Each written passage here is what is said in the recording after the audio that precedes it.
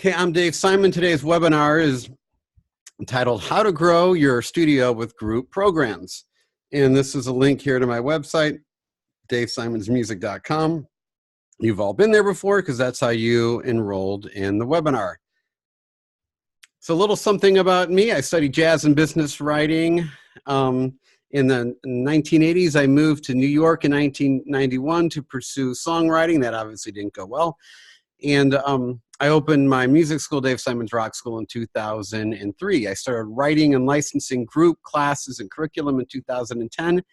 I formed Dave Simon's Music Enterprise in 2000 and I can't see it, in 2016. I sold my studio in 2019, and I'm now currently the host of Music Lessons in Marketing, which is a podcast, and it's also a Facebook group. If you're not in the Facebook group, we'd love to have you join us. So here's the way the webinar is going to work. Feel free to write any questions in the chat feature, just like TMS did, the music shop. And I'll check questions at the end of each slide. And I've budgeted about 15 seconds for questions after each slide. Avoid the raise your hand feature. There'll be a limited time offer at the very end of this webinar. Then there'll be a 15-minute Q&A at the very end as well.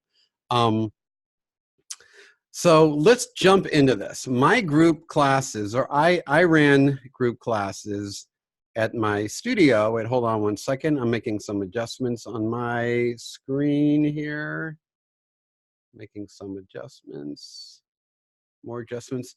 So these are 4 different group classes that I offered: songwriting, music theory, audio production, and group guitar. They all failed. All of them. But failure is not the opposite of success. It's a part of success. And I firmly believe that. So why did they fail?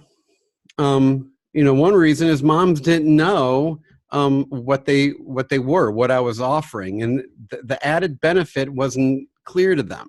And I was marketing to the wrong audience. I was guessing what my market wanted instead of asking them. So I just came up with an idea that I liked, and I just put it out there.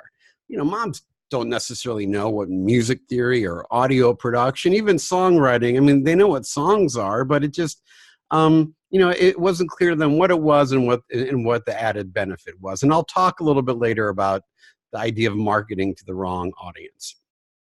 I do have to just move a few things on my end here. Hold on one second. Okay, yeah, so I figured it out. I figured out how to make these group classes work. I started, and here's how I did it. I started offering free group classes to figure out what would resonate with moms and kids. I started charging tuition after a few months of experimenting, and then my new class that I created generated $30,000 of new revenue that year. And this is right in the depths of the recession. So it was really a welcomed infusion of cash. Let's talk about group versus private. Which is better for the child? Which is better for your business? Does offering both confuse the customer? Are group and private competing for the same customers? Does it create a philosophical dilemma for your studio? The philosophical dilemma being, what do you think is best, for your child? Mom calls up and says, yeah, my kid's 8. I see on your website that you offer group and private. Which one do you think is best? It can create some conflict, and it can be a little potentially inconsistent with what your school's philosophy is. So you want to make sure that philosophically there's harmony, no pun intended, between your group and your private classes. Let's talk about the truth about private lessons. It's a sought-out service. When mom thinks, okay, I want my daughter to now learn how to play an instrument, private lessons. That's sort of the obvious thought. The truth about private lessons, it also provides status for mom. Mom feels like she's being a good mom by signing her kid up for private lessons. That's what parents do. And it's also a way for mom in her community to be perceived as being a good mother. But also private lessons are a weak profit margin. So many studios, I'm just curious, as I go on, if some of you can kind of type in how, what percentage of your lessons is going to the studio and what percentage is going to the teacher. But quite often 50% of the sale is going to the instructor. Now that only applies if you're a multi-teacher studio. So since it's weak profit margins, it means it has to be a high volume business. You need a lot of students in your studio to be profitable. Customers bring baggage to private lessons. The baggage being that they had, most of them had a negative experience with private lessons when they were a child. It creates stress and pressure with practice expectations. It creates an education gap. Now, you might not have an early childhood program in your studio, but they're out there in the community, and parents are signing their kids up for these Mommy and Me classes. The kid turns 3 or 4, they're too old for Mommy and Me, and guess what? They're calling you for private lessons. Are you going to take a 4-year-old in guitar lessons? Probably not. You'll take them maybe when they're 7. So now there's an education gap. Either that education gap exist within your studio or it exists within your market. I had it within my studio in that I had was like music together. I had a woman renting space to do music together, but I wouldn't take kids until they were 7. The truth about group classes, the market doesn't always understand the product. They don't necessarily understand what that's going to look like, and it can be perceived as a lower quality substitute to lessons. It produces high profit margins, allows you to generate more revenue in less time, and it creates, which is nice, but it also creates a social environment. It builds community, and it builds a sense of belonging. Okay, I'm taking a look here at some of the percentage splits. Kelly says 30% goes to the teachers. Derek says 30 to 35 goes to the teacher. Those aren't terrible. Those really aren't. So much for my point. But a lot of studios are, 50%, maybe even some studios 60% is going to the instructor. Okay. All youth enrichment programs start with group. But why not music? Why don't we start with group? Here we go. We got someone, Mark thinks 60% is going to the instructor. Dance, martial arts, gymnastics all start with the group. So, why is that? Is playing an instrument so hard to do that it requires one-on-one instructions to simply play it? I mean, that's kind of implied. No, you can't go into a group. Little Jimmy, you're going into private lessons. But Mom, I don't dance, martial art, everything I do is with the group. Well, not with the piano. You got to start with privates. Why is music the only program, or why is music the only program that requires at-home practice for the complete beginner? The complete beginner. And if you're in dance and you're a serious competitive dancer, you're going to be practicing outside of your class. But in music, the complete beginner, day one, they're expected to practice. So what can we learn from these other disciplines? What can we learn from Shinichi Suzuki, who developed the Suzuki message? In the chat, let us know if you offer a Suzuki violin at your studio. I really don't know much about Suzuki violin. I don't play violin. I never offered string at my at my studio, but I love what he says here. And this is really great stuff. If there's anything from this webinar I want you to think about, it's what Shinichi Suzuki said, and I hope I'm saying his first name right. He developed teaching methods based on the way a child learns language. How do kids learn language? They listen, they imitate, they speak, they learn how to read, and then they learn the rules. They learn grammar. In music, traditionally, we do it opposite. The first lesson, the kid shows up, you open up a book and go, okay, kid, here's middle C on the staff, here it is on the piano, press it and play it. That's not how kids learn language. And Shinichi Suzuki said, no, let's model a music education based on how kids learn a language. Children could learn to play the violin in small steps, and the instrument was scaled down to fit their body. Makes sense. He believed that positive experiences with music help develop a child's character. I mean, that is full of marketing gold right there. That whole idea of positive experiences and helping develop a child's character. You could build a lot of marketing ideas off of that statement. He believed that children should learn music by ear first and then learn how to read later, just like how they learn a language and teach in groups. Okay, so that's really, I just researched Suzuki for this webinar. I really didn't know much about him until I researched this, but I think it's really fascinating stuff. Easy, and I'm not saying your name right. EZGI offers Suzuki cello. Very cool. Cello is my first instrument. Beautiful instrument. Group class types. So these are 4 different group class types, and feel free to chime in if there's a 5th or a 6th that you'd like to add. I'm going to call the first one making the rounds, where it's a mix of one-on-one and practice time. I don't know if any of you are familiar with the 20-20-20 group classes where kids are alternating in different stations. I don't know much about it. I've heard about it. I'm going to call that making the rounds. All together now, the second type of class is where the class learns and plays together. And a mashup would be a combination of one-on-one and the group. And then performing ensembles or performance ensembles is a variety of instruments that learn and perform in a group. So these are the 4 different class types. If anyone can think of maybe a 5th one, please add to the chat. Okay, so let's get into marketing.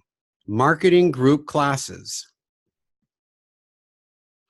Who to market these group classes to? Should you market it to your current customers, which is what I did with my group classes that failed? Should I market it to incoming customers? As when someone's enrolling in your lessons, do you then try to say, hey, I know you're ordering the Big Mac, but I really want you to check out this, a quarter pounder. So try to, change what it is that they're buying. Or do you market the top of the funnel? Top of the funnels, or the marketing funnels, this whole idea that the very top is your message that you're broadcasting out into your community, and you're just trying to capture people's attention. Once you capture their attention, they enter your marketing funnel, and they contact you, they become a lead, you contact them, and then you make the sale. But as you move your way down the funnel, there's less and less people. So should you just try to, market at the top of the funnel, which is what I did. I would do some Facebook ads, and I would hope it would attract some attention.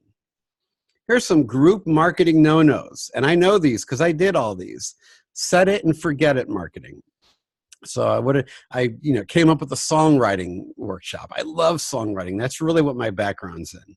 So I'll do a class on songwriting. I listed it on my website, and my other marketing collateral, I would send some emails out or mention it in a newsletter, did some Facebook ads, and then I just wait for the phone to ring.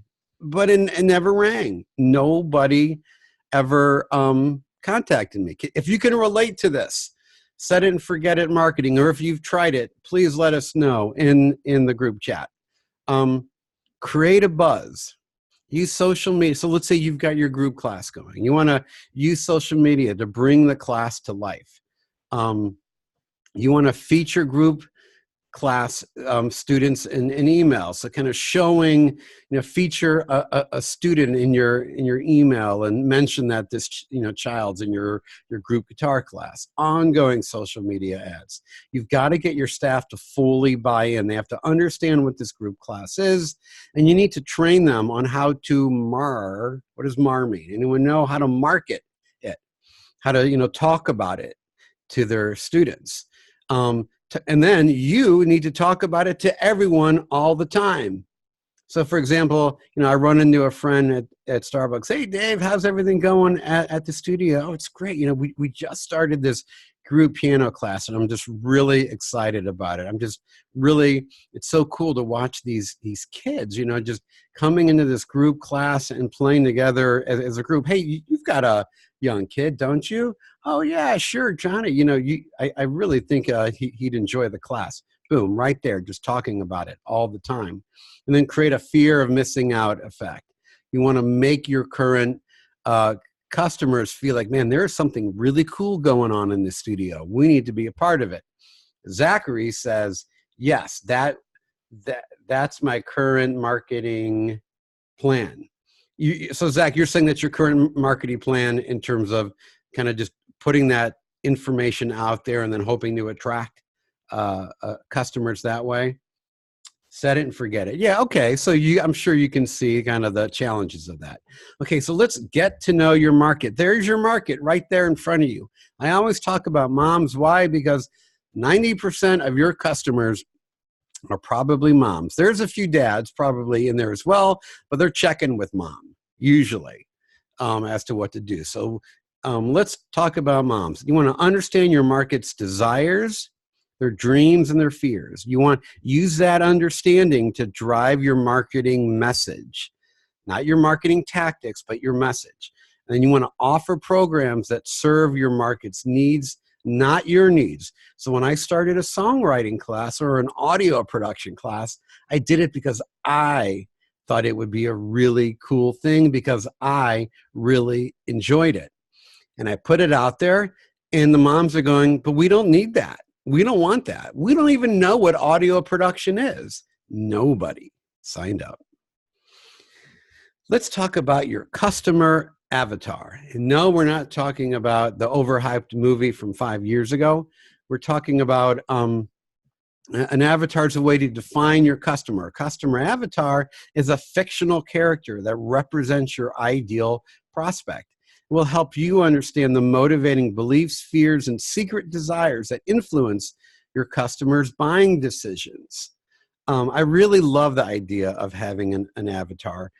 And to name your avatar and to ask yourself, you guys remember that the campaign, Don't Mess with Texas? Well, the guy who came up with that, his avatar, his name was Bubba. And he kept, and Don't Mess with Texas came from an anti-pollution effort in Texas. And he carried around a picture of a guy that he named him Bubba. And he kept thinking, what will resonate with Bubba?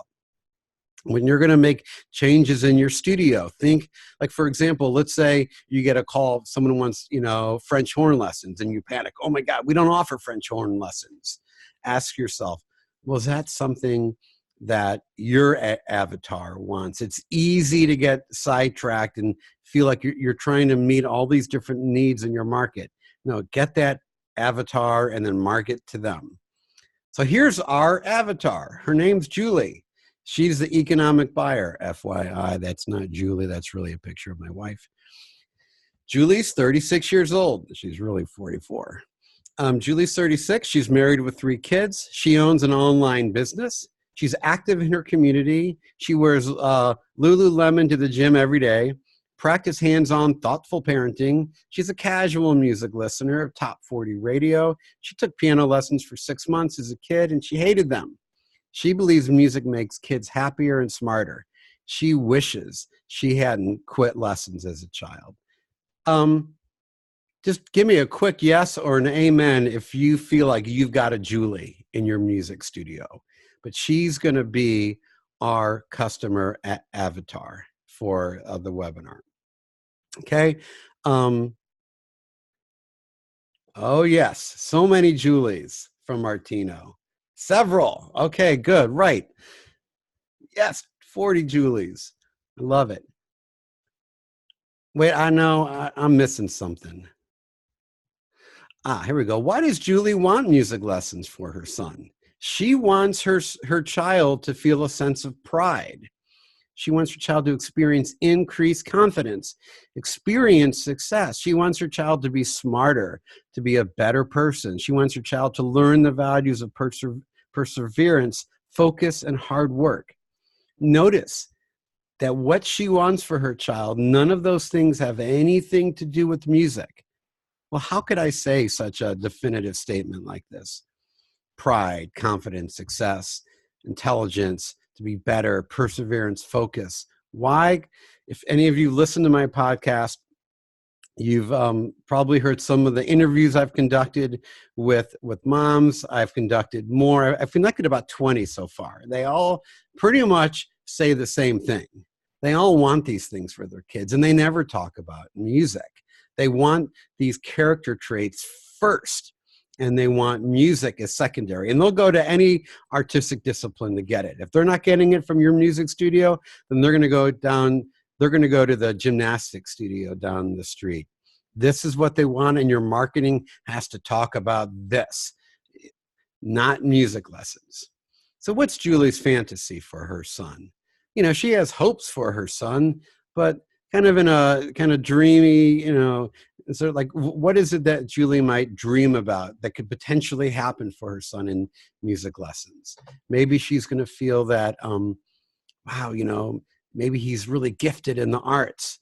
Maybe these music lessons will help him become a celebrated person in the community. Maybe he'll be a song leader at camp, or he can contribute at church by playing, piano on Sundays. Maybe he'll achieve status and identity through music. And when I say status, I don't mean status in terms of wealth, but in terms of being recognized. Just like the child who's on the softball team, when he wears his uniform to school that day, he's got status because everyone's viewing him as an athlete. It makes him kind of rise above the crowd a bit and give him a unique identity. So this is maybe something that Julie hopes for. But what does Julie fear? Julie fears that her son will hate music lessons just like she did. She fears that her son will think playing an instrument is hard to do. She thinks her son won't practice. She fears her son won't connect with music and feel like a failure. These are things that she fears, and these are things that you want to address in your marketing. Let's meet Julie's son, Ian. He's the influential buyer. One thing that I missed is when it described Julie, is she was the economic buyer. One thing that's unique about all youth enrichment programs, there's two customers. There's the economic buyer, mom, who writes the check, and then there's the influential buyer, the one who's having the experience, who influences mom's decision. If Ian's not liking music lessons, guess what? You're about ready to lose a customer. Ian's 10 years old. He's good-natured, a little on the shy side. He loves video games, has a hard time concentrating in school. He enjoys sports, but he never gets picked first to join the team. And he thinks playing an instrument's hard to do. And he plays air guitars. He plays air guitar with his cousins when they get together for the family on Thanksgiving. They get out the tennis rackets, and they always put on a cute show. So that's Ian, who actually is my son. And his name's not Ian. But for the sake of the webinar, this is Ian. And what does Ian want? He wants to have fun. That's all he cares about. He's a kid. And he wants instant results. When Ian joined the soccer team, guess what? Day one, he was playing soccer. It wasn't good soccer, but it was soccer. They kicked the ball around a little bit, and he felt good. He was on a team playing soccer. What does he want? He wants status. He wants a place in the social order. He wants to know where he fits in. And at 10, no one knows where they fit in the social order. But hey, if Ian's known as a talented musician, boom, he knows where he fits in. He's got status. What does Ian fear? He'll hate music lessons. It's what his mom fears. He fears that playing an instrument will be hard. That's what mom fears. And he was worried that practice is going to feel like homework. And he's worried that he'll disappoint his parents. Okay? So Julie contacts your studio. What should you try to sell her? Private lessons or group classes? Group classes can create a dilemma for you. You offer private lessons for piano, and you also offer group piano. Julie's not calling about it. She just scanned over your website. People don't read your website. They just scan it. They look for little bits of information. They don't read that much of it. So she missed that you have group classes. So she calls up about private lessons. Do you mention group classes? How do you handle that? Your big decision. Are your group classes an option or a requirement? If Julie calls your studio, do you say, oh, well, this is an option for you? Or do you say, oh, well, Ian's going to have to start out in our group piano class. That's how we do it here. If it's an option, do you recommend group? Do you say, well, I know Ian's, 10 and you're inquiring about piano lessons. Really what we recommend is our group piano class, and here's why. And how should you position your group classes? How do you, kind of fit it into the whole equation? Or do you, as Zach and I were chatting about, do you just kind of set it and forget it and just hope it attracts some people? Okay, so this is your big decision, is how you're going to play that in the sales process. Here's the secret. Take note. This is the secret to selling group classes. The group class has to offer an experience that private lessons don't or doesn't. What's the right grammar there? Right. The group class has to offer an experience the private lesson doesn't. That's right. Something extra, something special has to happen in that group class. The added benefit has to be clear to the customer. The added benefit should be unexpected and desirable. So look at these girls here in this picture. This is not a recital. Whatever they did, you sign your kid up for the class, and this is what they do. They're on this big stage with lights and to a cheering crowd. That is an unexpected and a desirable benefit. If any one of these girls was in a private lesson, they would not have this experience. So the group class has to go beyond the private lesson to really make it work. Price drop. Price is not a selling point for group. Please fess up and be honest. Let us know if this has been your strategy. So Julie calls you and she says, hey, how is this group class different than the private lessons? Well, they're similar, except, it's a group setting and it costs less to do it. That's code for lower value. And this devalues your entire business. If you say, hey, we have a lower price, a lower value product. Hey, you can't afford, or you don't want to spend the money, can't afford, but you don't value private lessons, you don't want to pay $140 for it, fine. We have a $110 group class. So that's never an ideal way. Seth Godin says, when you try to compete with price, it's a race to the bottom, and that's a race you don't want to win. Has anyone ever been guilty of using reduced prices for group as a way to entice customers? No one's fessing up yet. That's okay. I've done it. Sure, Deanna says. I'll fess up. Zach, you're a good man. Okay, the telephone. Everyone's coming clean now. Yes, my current group classes have a lower price. Martino, so they have a lower price, but is it just a group version of your private lesson? I'll let you type away as I move on here. I got to watch my time. Well, we're making good time. The telephone is your secret weapon. Here we go. Oh, we got more stuff here. We have 5 to 10 second delay. Remember, we're fessing up. That's great. Derek was going to use cost as a selling point, since people always complain how much lessons cost. If people are complaining about the cost of your lessons, then you have to show them that they don't understand the value of it. And if you can, for example, really quick side story. There's an electrician company here in town, and this guy got on the phone with me and he talked me through a problem. It was a plumbing problem. Plumbing and electrical, they're very expensive, and he didn't charge me. He just talked me through the problem over the phone. I have such loyalty. I'm so impressed with this company that I will pay whatever they charge because I understand their value. Here's Martino. Well, kind of the same. Group classes have a clear structure. With privates, they're more student-based. I might be doing similar things in both, but not all the time. Okay, so the telephone's your secret weapon. I know a lot of you aren't using the telephone as a marketing tool, but man, you can make a lot happen with it. The customer has to feel that you understand what it is that they want.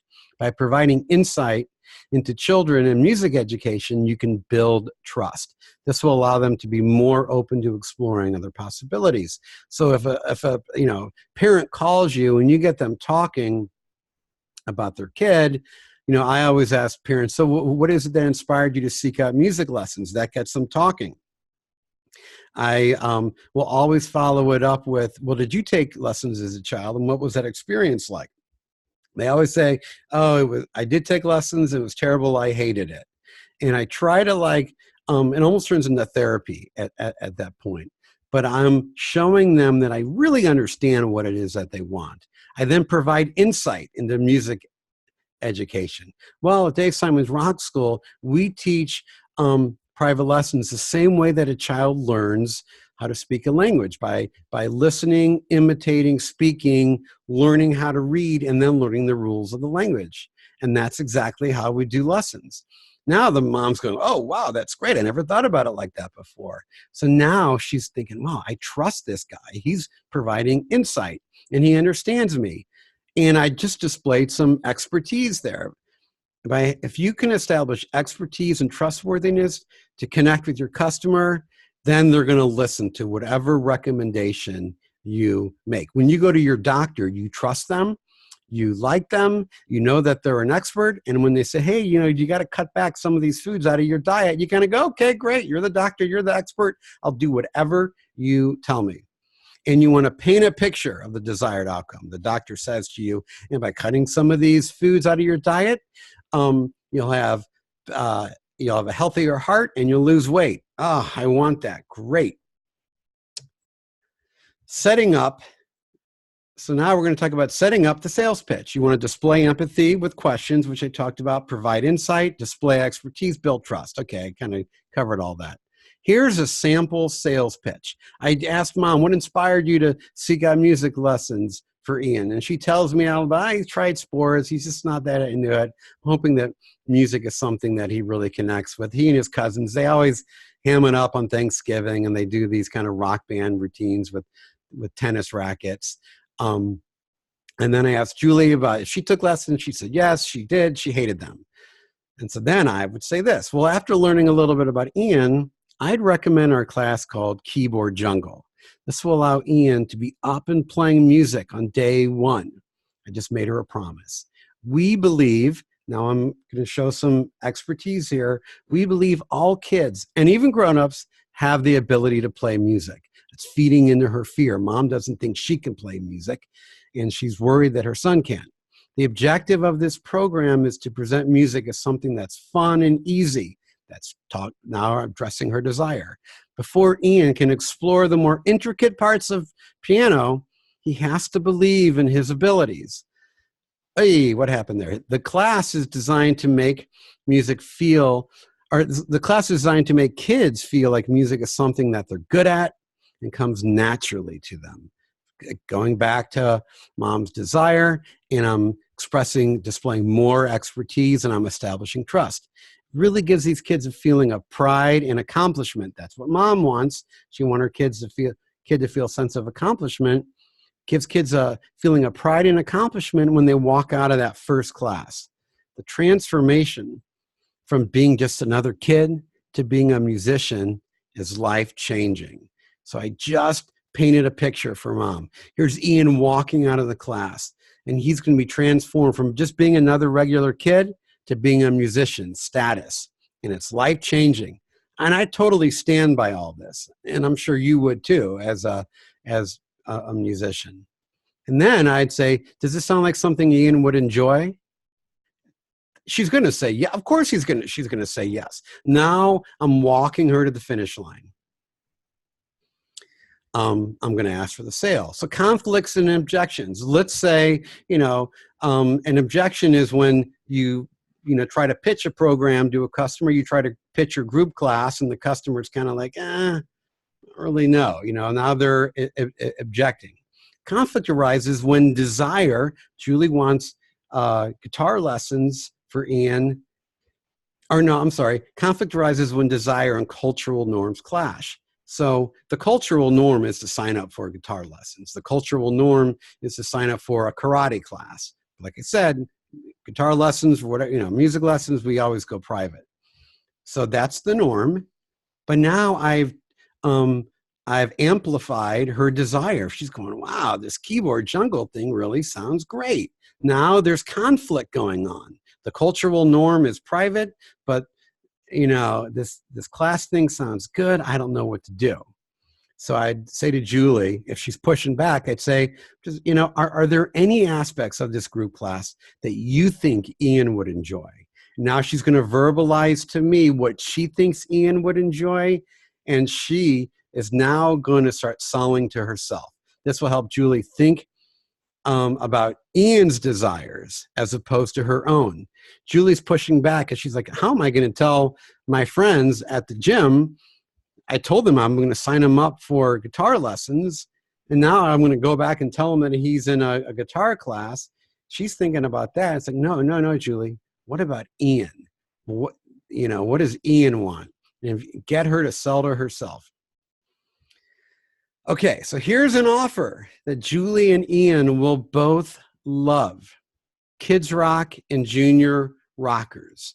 I'm now going to kind of get into the offer portion of the webinar. Let's talk about these classes. Kids Rock is for ages 4 to 7. Junior Rockers is ages 7 to 11. Both programs, each of these programs is going to address the issues and the challenges that that group lessons, guitar, group piano lessons have. Both these classes teaches kids how to play an instrument in a performance-based group. So it's, you go into this group and your goal is to perform.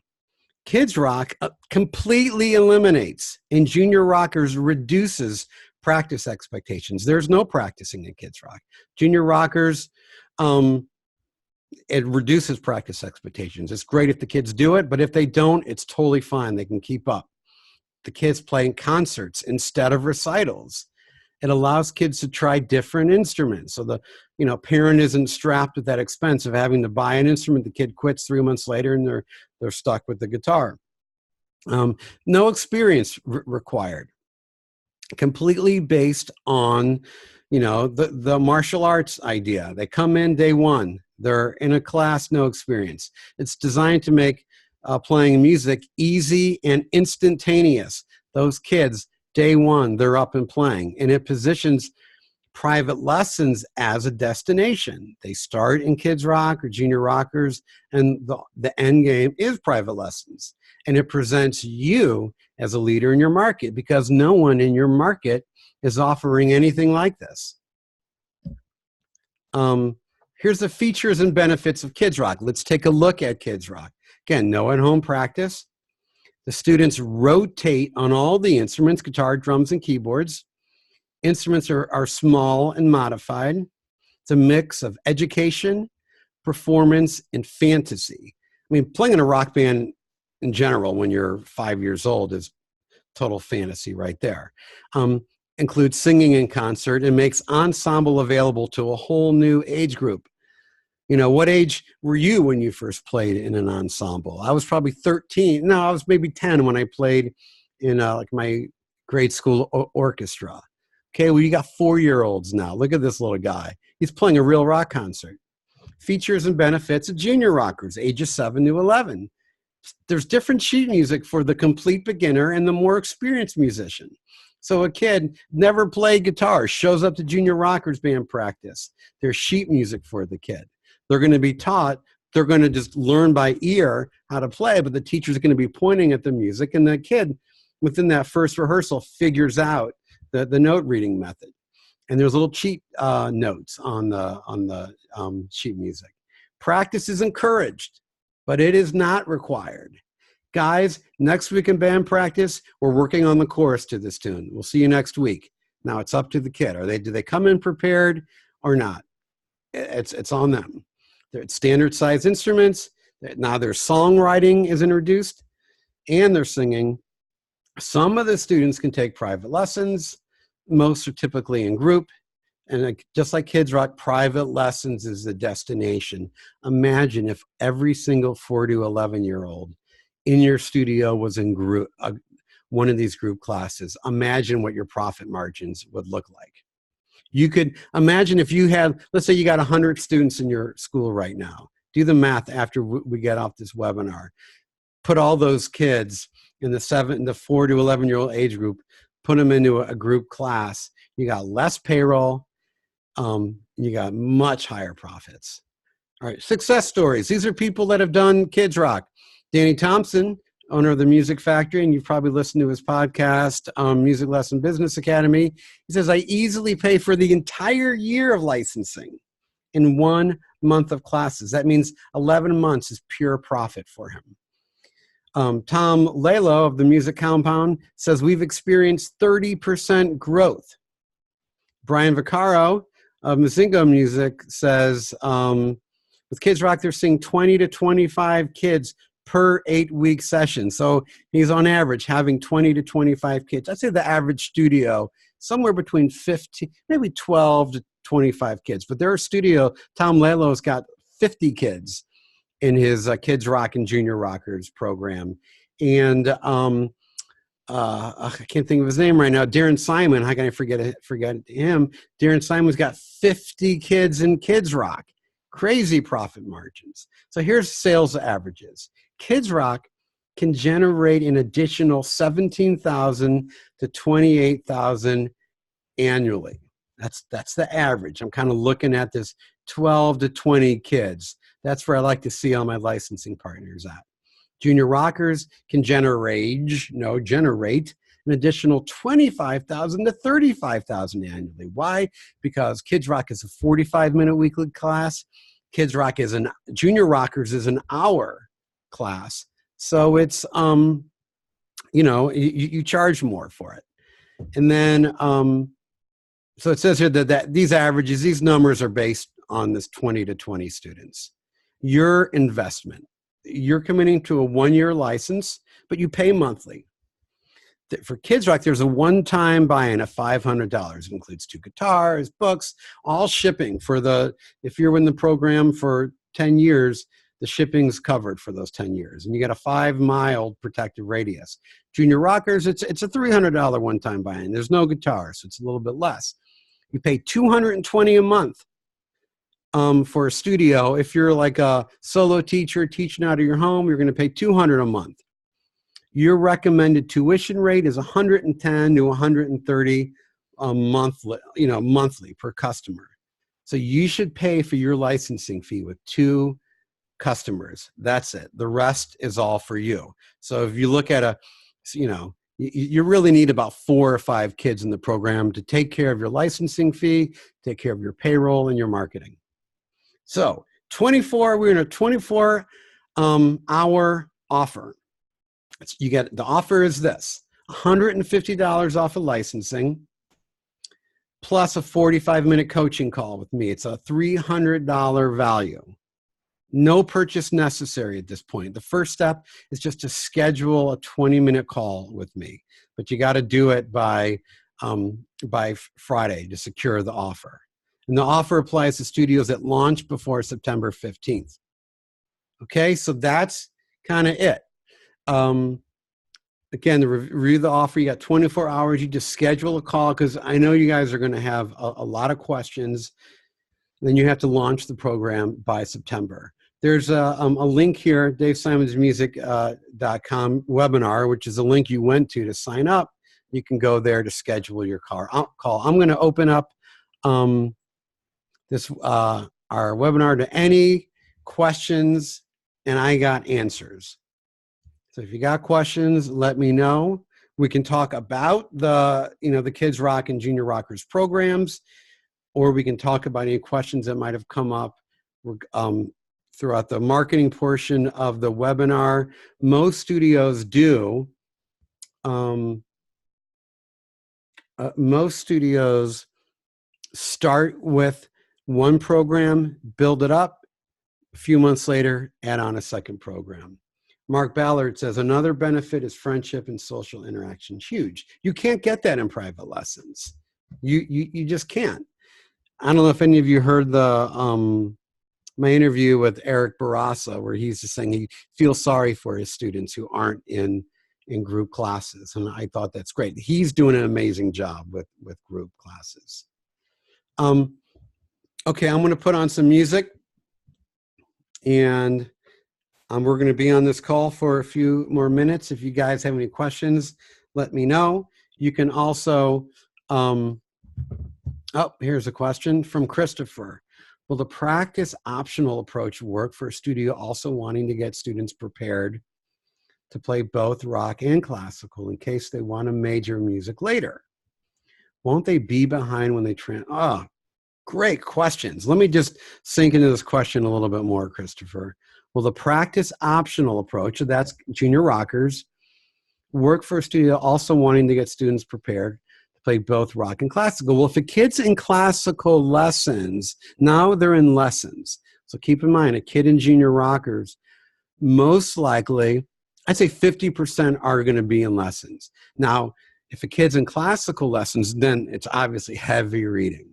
Now, there is reading in junior rockers. Let me read your question, though. In case they want to major in music later, won't they be behind when they transfer to private lessons later on? No, because in junior rockers, they're reading off of music. The practice the pressure to practice comes from positive peer pressure. It comes from, guys, in 6 weeks is our concert, and you guys really are struggling on this song. Next week, here's what we're going to do. Then you start putting pressure on them to practice. I really need everyone to spend some time at home. The group, the collective, is now responsible for keeping up. So it's really all about the group. I'll never forget, this really resonated with me. My son was on a soccer team. They were really struggling. And he said, guys, I want everyone at home this week just to go out in the back and kick the ball up against the wall. He's telling the team to practice. He's putting pressure on themselves. He didn't ask them the next week if they practiced. More importantly, is he was focused on what it is that they're doing as a team. The most important thing is that we get these kids to fall in love with music and believe in their abilities. Once that happens, the practice just will organically happen, and it won't be practice. It will be play. The kid will go home and they'll play their instrument just like you did. You didn't practice, you just played all the time. I used to play 5 to 10 hours a day, and I loved it. And that's what we want for our kids, is we want them to play music, not practice it. Carol, we have smaller rooms. Ooh, good question. How do we get around that? Get bigger rooms. No, just kidding. Here's how you get around it. Kids Rock, you need one amp. You need a room big enough to handle 3 or 4 people. You need one amplifier. The whole band plugs into a little mini mixer. They all plug into an amplifier, and then you need room for a junior-sized drum set. The picture you see here of this boy, he's on a junior-sized drum set. You can see behind him, there's an adult playing along on a full-size drum set. And in concert, you want to get as much musical support. So in class, it's the kids playing and the teachers playing along with them. In concert, you can get maybe some 13-year-olds in your school. You don't pay them, just have them come up and play with the Kids Rock kids to offer musical support. Any more questions? Okay, I'll be here for a few more minutes. We did really good time. So I'll wait. There we go. Type your questions, and DaveSimonsMusic.com/webinar. Reserve your time today.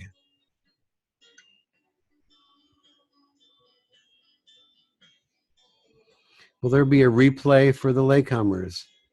Actually, yeah, there will be. I'll email you guys a link, put it up on YouTube, and yeah, and then you can watch the replay there. Christopher, where's your school? Your name sounds familiar. What's the name of your school and where are you? I always know people's schools by their studio name. It's kind of like running in the, I always know my students' names, but I never know the parents' names. And Carol, what's the name of your school and what city are you based in?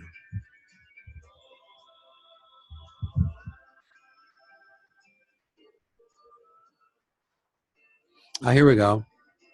Revelation and Restoration Academy, Music and Drama, Fredericktown, Missouri. Oh, all right. Fredericktown. Where's the, I'm obviously here in the eastern side of Missouri in St. Louis.